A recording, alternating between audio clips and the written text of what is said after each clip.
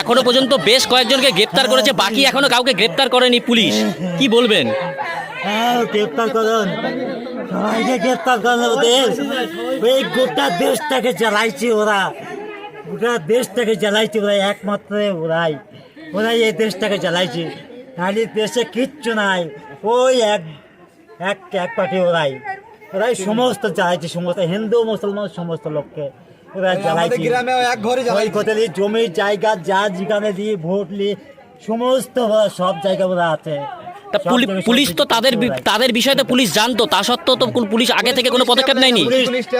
পুলিশকে তো আগে না টেকে রেখে দিয়েছে, বুঝলেন তো। মামলা করেছিল হ্যাঁ, এর আগে তো আপনার বিরুদ্ধে মামলা হয়েছে। এর আগে হ্যাঁ আমিও ছিলাম না, তাও করেছে আমার ভাই চাচা ভাইরা তাকে নাক বলে তাদের পর্যন্ত কেস করে দিচ্ছে ওরা, বাইরে থাকে তাদের পর্যন্ত, মানে ওদের ক্ষমতা ওরা যা ইচ্ছে তাই করে যাচ্ছে। আপনি কখন শুনলেন? কাল আমি বিকেলে দেখুন চরম বৃষ্টি ওখানে করি, বুঝলেন তো। আমি ব্যবসায় চলে যাবো সেই সময়তে, বুঝলেন তো, ব্যবসায় বাইরে হবো সেই সময়তে বৃষ্টি দেখে। আপনার কি সিবিআই তদন্তের দাবি করবেন?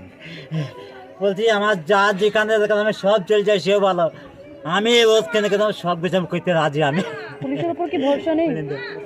পুলিশের উপর ভরসা পাচ্ছেন না? পুলিশের ব্যবস্থা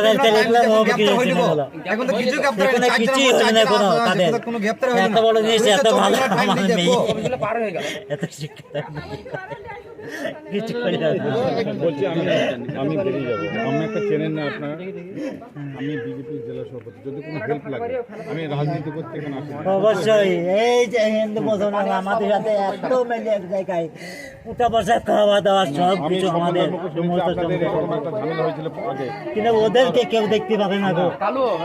তা আমি বলছি যদি সিবিআই এর কোনো তদন্তে সহযোগিতা লাগে আমি সেটা করব, এবং আপনাদের পরিবারের পাশে থাকার জন্য বার্তা দেওয়ার জন্য এসেছি। যদি অবশ্যই অবশ্যই আমরা আছি আপনার পাশে, এবং যারা এরকম এই কাজ করেছে আপনার শিশুকে মার্ডার করছে তাদের এটা কিন্তু করবো আমরা। সেই জন্য আপনি আমাদের পাশে থাকবেন, আপনার পাশেও আমরা থাকবো, ঠিক আছে?